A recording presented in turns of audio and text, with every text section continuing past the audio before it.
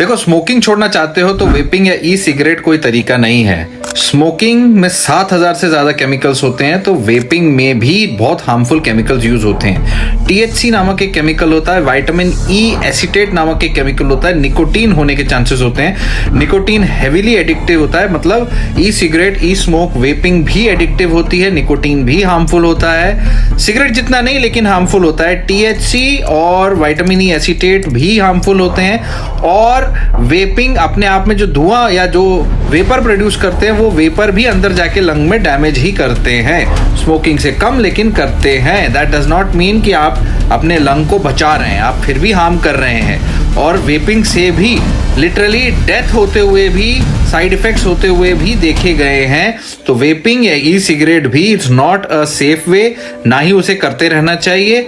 Better option है smoking छोड़ने के लिए अपने डॉक्टर से बात करें।